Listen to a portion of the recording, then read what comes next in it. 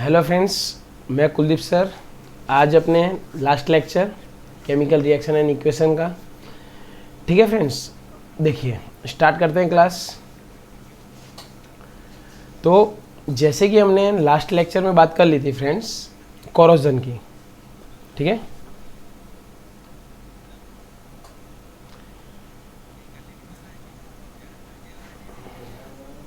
Okay, और मैंने आपको समझा भी दिया था ठीक से कोरोजन के बारे में, ठीक है ना फ्रेंड्स। ओके, अब अपने लास्ट टॉपिक देख लेते हैं जो है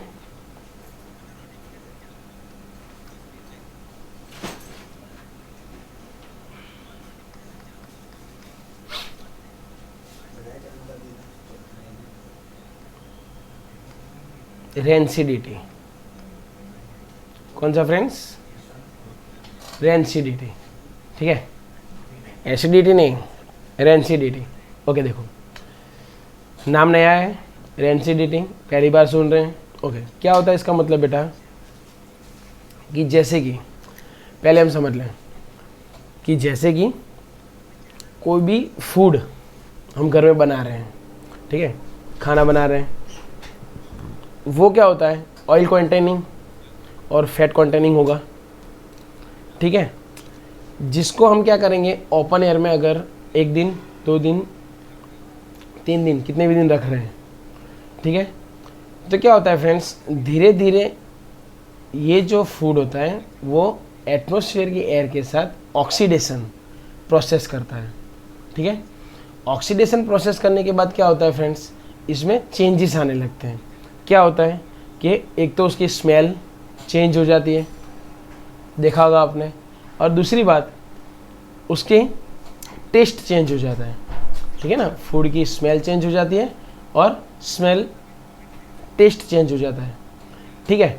ओके, इस प्रोसेस को हम क्या कहते हैं, रेंसिडिटी, ठीक है। जो हमारा फूड होता है वो क्या हो गया, रेंसिड हो गया, ठीक है। रेंसिड होने से 2 चेंजेस होंगे, क्या, एक तो उसकी स्मेल चेंज होगी और दूसरा उसका टेस्ट चेंज होगा, ठीक है। डेफिनेशन लिख लेते हैं फ्रेंड्स, देखिए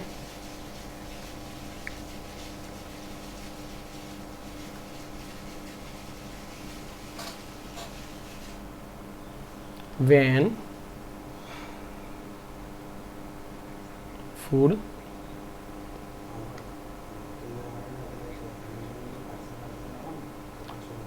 containing oil and fat is kept in air, open air, ठीक है। किसमें बेटा, ओपन एयर में अगर हम रखते हैं तो क्या होगा,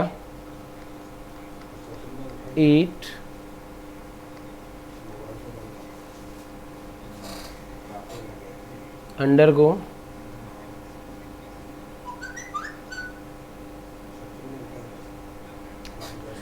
अंडरगो ऑक्सीडेशन।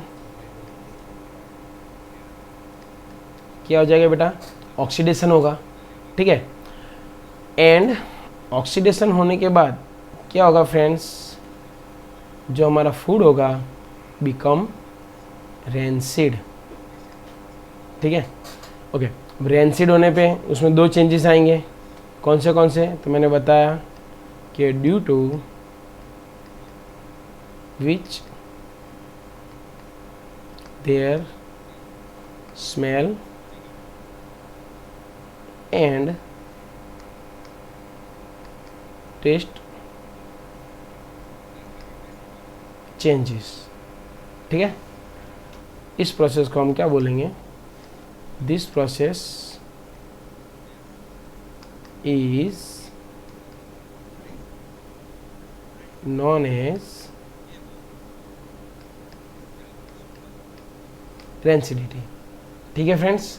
समझ लिया क्या कहा हमने कि when food containing oil and fat is kept in a open air, ठीक है। ओपन एयर में अगर रखते हैं तो क्या होता है, उसका ऑक्सीडेशन होगा, ठीक है। ऑक्सीडेशन प्रोसेस हमने पढ़ ली, ठीक है। फिर क्या होता है कि ऑक्सीडेशन होने के बाद ये क्या होगा, बिकम रेंसिड होगा। ठीक है, जिससे क्या होगा, their smell and taste change होंगे। ओके, इस प्रोसेस को हम क्या कहते हैं, रेंसिडिटी। ठीक है फ्रेंड्स, ओके आगे देख लेते हैं। ये आप इजीली समझ सकते हैं बेटा, आपके घर में आप खाना या कुछ भी बनाते हैं, ठीक है ना, तो वो ज़्यादा से ज़्यादा 1 दिन या 2 दिन ही चलता है। ठीक है, तो आपको पता चल जाता है कि अब खाने की जो स्मेल है वो चेंज हो गई है। स्मेल के साथ साथ जो उसकी जो टेस्ट होता है वो भी क्या हो जाता है फ्रेंड्स, चेंज हो जाता है। ठीक है, चलो अब हमें क्या करना पड़ेगा कि ये रेंसिडिटी जो है, रेंसिडिटी इसे अवॉइड करने के लिए, ठीक है, सिंपल बात, अगर हम सोचें कि खाने को हमें स्मेल और यानी कि ज़्यादा दिनों तक चलाना हो, तो हम क्या करते हैं, सिंपली उसे फ्रीज में रख देते हैं। ठीक है, जिससे क्या होता है, जो हमारा फूड है वो ऑक्सीजन के कांटेक्ट में नहीं आता है, इसीलिए उसका जो ऑक्सीडेशन होता है वो धीरे धीरे धीरे धीरे होता है। ठीक है, यानी कि बिगड़ेगा खरी, लेकिन कब, थोड़ा टाइम लगेगा। ऑक्सीडेशन जो होगा वो क्या हो जाएगी, ऑक्सीडेशन की प्रोसेस जो होगी वो डिक्रीज हो जाएगी। ठीक है, ओके, तो एक तो ये हो गया कि हम किसी भी फूड को बनाकर कहाँ रख सकते हैं, फ्रिज में रख सकते हैं। ठीक है, सेकंड बात कर लेते हैं हम कि टू अवॉइड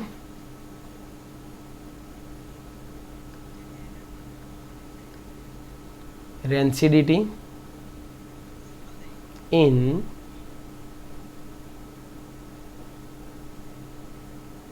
food containing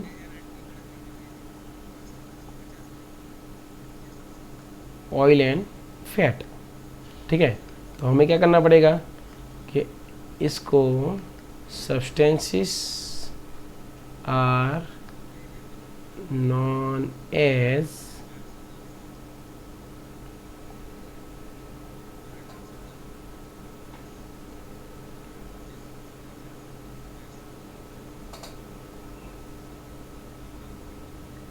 देखो हमने क्या देखा कि अवॉइड करने के लिए हमें क्या करना पड़ेगा कि ऐसे कोई सब्सटेंस हैं जो हमें ऐड करने पड़ेंगे। Substances are added which prevent oxidation. ठीक है, क्या होगा फ्रेंड्स कि हमें ऐसे सब्सटेंसेस उस फूड में मिलाने पड़ेंगे जिससे क्या होगा कि वो हमें ऑक्सीडेशन से बचा सके। ठीक है, ओके, और ऐसे जो सब्सटेंस होते हैं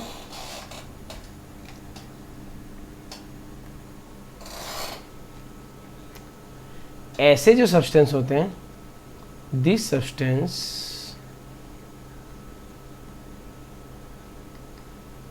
substances are known as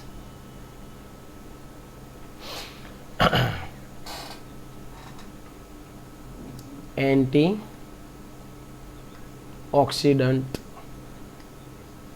substances। ठीक है, याद रह जाएगा फ्रेंड्स कि हम क्या करेंगे, रेंसिडिटी अवॉइड करने के लिए फूड कंटेनिंग जो ऑयल और फैट होंगे, ठीक है, उसमें हम क्या ऐसे सब्सटेंसेस ऐड करेंगे जो हमें ऑक्सीडेशन से बचाए। ठीक है, और ऐसे सब्सटेंसेस को हम क्या कहेंगे बेटा, antioxidant substance.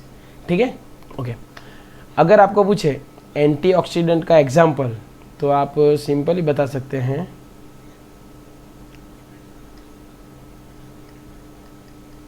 Nitrogen.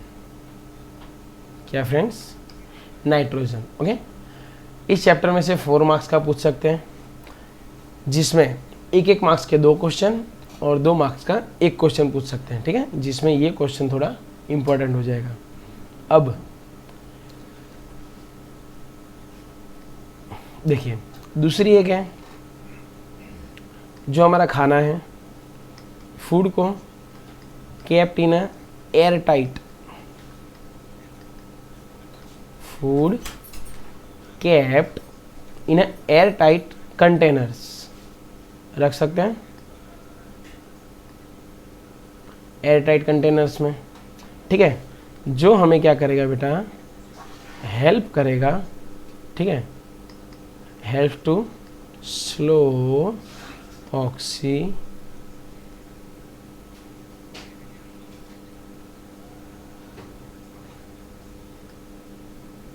Slow down its oxidation. ठीक है, एंड रेंसिडिटी को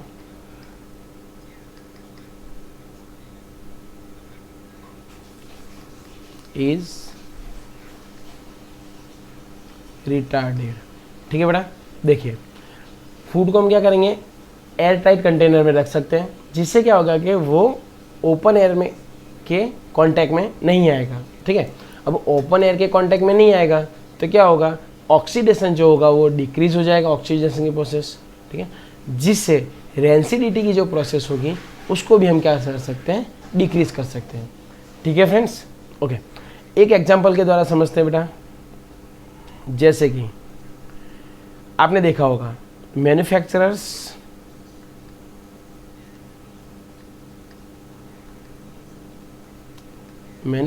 ऑफ पोटैटो चिप्स। ठीक है, पोटैटो चिप्स हैं, कुरकुरे हैं, कुछ भी। ठीक है, तो वो लोग क्या करते हैं बेटा कि आप जब भी पैकेट खोलते हैं, ऐसा तो है नहीं कि जब भी वो मैन्युफैक्चर करते हैं उसके दूसरे दिन ही आप पैकेट खोल लेते हैं, ऐसा तो ज़रूरी नहीं है। ठीक है, 1 मंथ 2 मंथ आफ्टर 1-2 मंथ आप खोलते हैं, तो भी आपको जो अंदर से पोटैटो चिप्स या कुछ भी निकालते हैं तो क्या होता है फ्रेंड्स, वो जो पोटैटो चिप्स होती है वो क्या होती है, फ्रेश होती है। ठीक है, ओके, अब ये फ्रेश रहने का कारण क्या बेटा, कि ऐसा तो ज़रूरी है, ठीक है, कि एयर टाइट कंटेनर में होते हैं। ठीक है, लेकिन उसके अलावा ये जो पोटैटो चिप्स होती है वो फ्रेश इसीलिए होती है कि ये लोग क्या करते हैं बेटा कि potato chips flush bags of chips with gas, एक क्या करते हैं, गैस को भी अंदर ऐड करते हैं। ओके, कौन सी गैस होती है बेटा, वो जो गैस होती है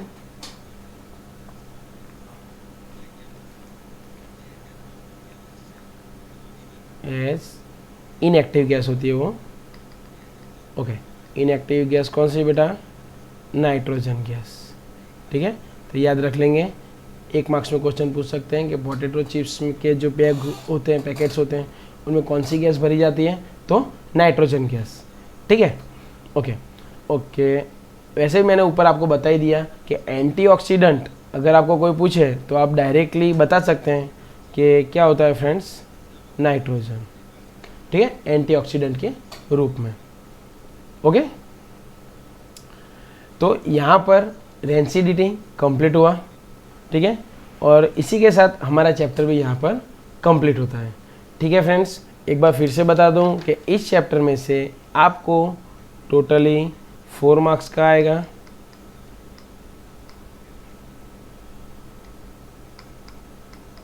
ठीक है, 1 मार्क्स के 2 क्वेश्चंस और 2 मार्क्स का 1 क्वेश्चन। ठीक है, जिसमें मैंने जितने भी रिएक्शंस करवाए हैं वो corrosion and rancidity most important. ठीक है, जितने भी रिएक्शंस करवाए हैं उनकी डेफिनेशंस विथ 2 एग्जाम्पल्स। ओके, चलिए अब हम थोड़े क्वेश्चंस डिस्कस कर लेते हैं आज कि आपको चैप्टर में से कितना पता चला। ठीक है, चलिए फर्स्ट क्वेश्चन है मेरा,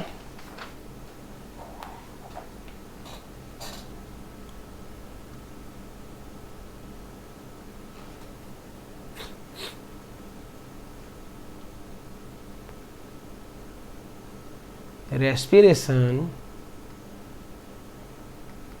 is an blank type of reaction। Okay, चलो बताइए क्या आएगा आंसर, कि रेस्पिरेशन जो है वो कौन से टाइप की रिएक्शन है। कौन से टाइप की? गुड। क्या आएगा बेटा? Exothermic reaction. ठीक है ना, हमने पढ़ा था। चलिए second question answer. Blank is used in black and white photography. चलो बताइए, ये भी मैंने आपसे कहा था याद रखने के लिए कि क्या यूज होता है ब्लैक एंड वाइट फोटोग्राफी में। ओके, जो लोग आंसर दे रहे हैं very good, very good. Silver bromide AgBr और AgCl। ठीक है, ये दो चीज़ बेटा, सिल्वर ब्रोमाइड या तो सिल्वर क्लोराइड। ठीक है, ये दोनों यूज होते हैं हमारे ब्लैक एंड वाइट फोटोग्राफी में। ओके फ्रेंड्स, चलिए थर्ड क्वेश्चन के लिए बढ़ते हैं हम।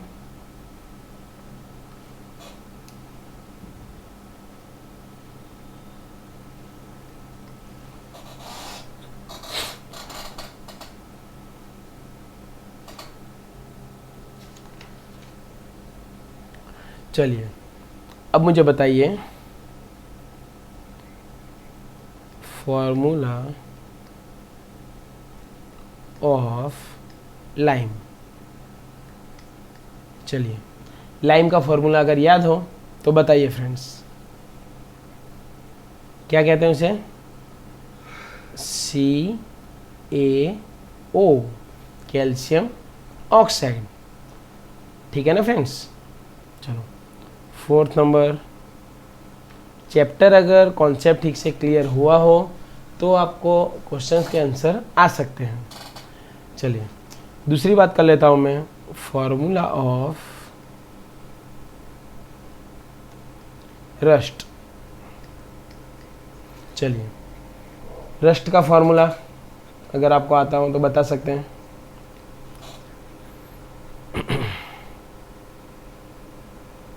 देखिए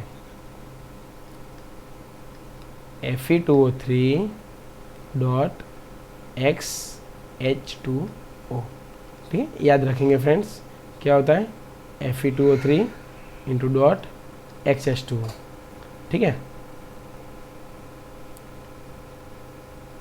5 नंबर की बात कर लेते हैं।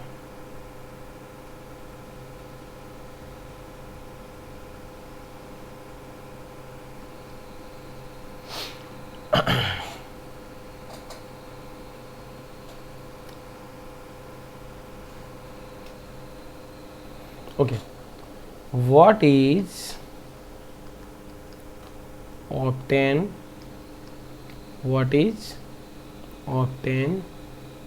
by the combustion of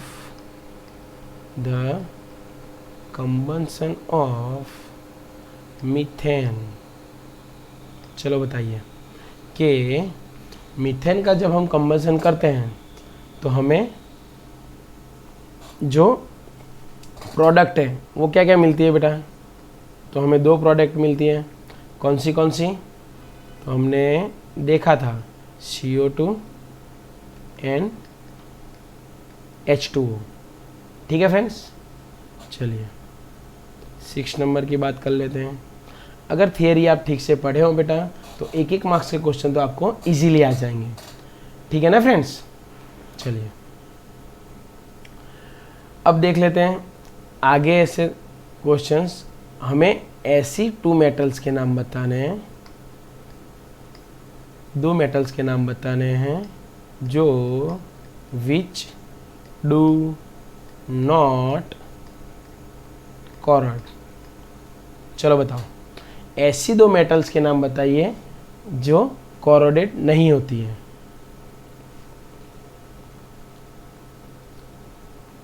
क्या आएगा आंसर में? क्या आएगा आंसर में फ्रेंड्स?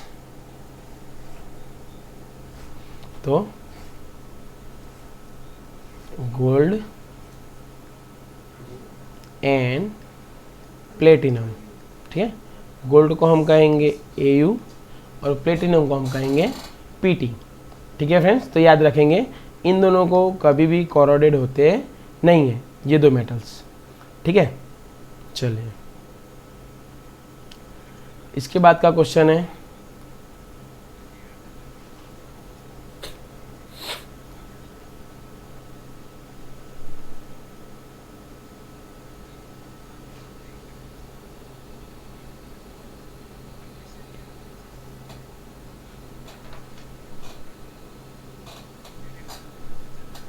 ओके, ऐसी रिएक्शंस का नाम बताइए, name the reaction which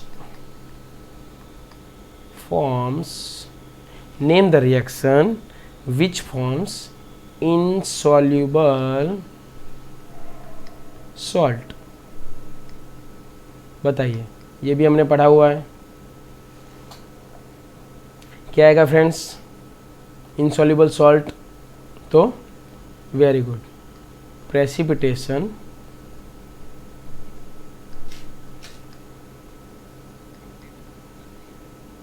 reaction. ठीक है फ्रेंड्स, ओके आगे बात कर लेते हैं।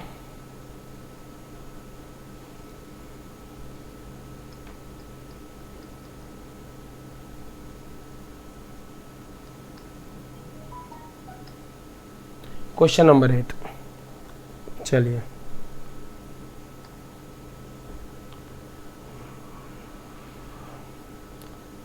two examples of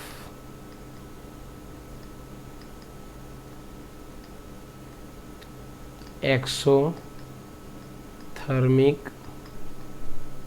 reaction। चलो बताइए, two examples of exothermic reaction. क्या आएगा फ्रेंड्स? अभी हमने देखा एक्सोथर्मिक, फर्स्ट जो था एक तो रेस्पिरेशन,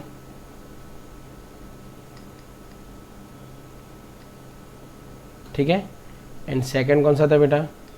वाटर को हम ऐड करते हैं किसमें? लाइम में।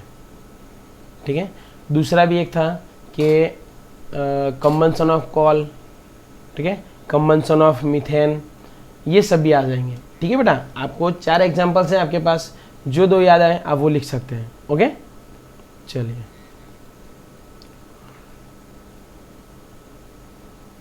आगे देख लेते हैं क्वेश्चन नंबर 9।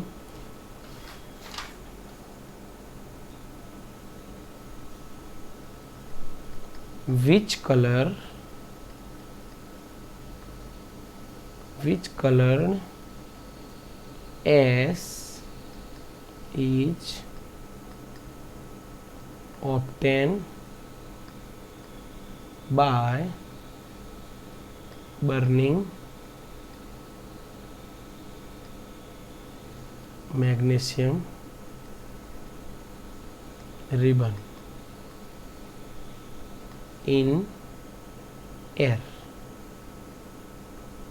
ठीक है फ्रेंड्स, ओके बताइए, मैग्नीशियम की रिबन को जब हमने हवा में जलाया था तो कौन से कलर की गैस आई थी बेटा? गुड, कौन से कलर की? तो white colour. Okay very good, आगे देख लेते हैं क्वेश्चन और।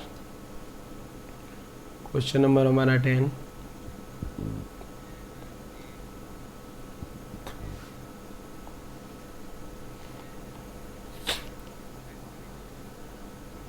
ओके अब बताएं, 1 यूज ऑफ क्विकलाइम।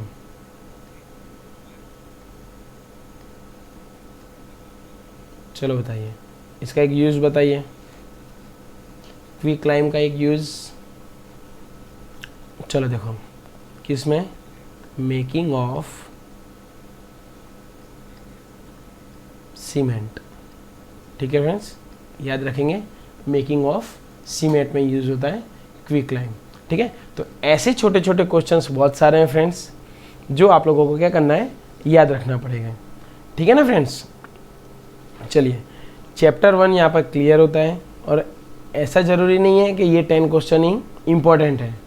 ठीक है, चैप्टर आपने ठीक से पढ़ा होगा, सभी थियरीज ठीक से समझी होगी तो आपको कोई भी क्वेश्चंस इजी लगेंगे। ठीक है, चलिए आज के वीडियो में इतना ही रखते हैं। ये 10 क्वेश्चंस आप लिख लेना, इसकी पीडीएफ आपको मिल जाएगी फ्रेंड्स। कल से स्टार्ट करेंगे नया चैप्टर। ओके फ्रेंड्स, तब तक के लिए टाटा, गुड बाय।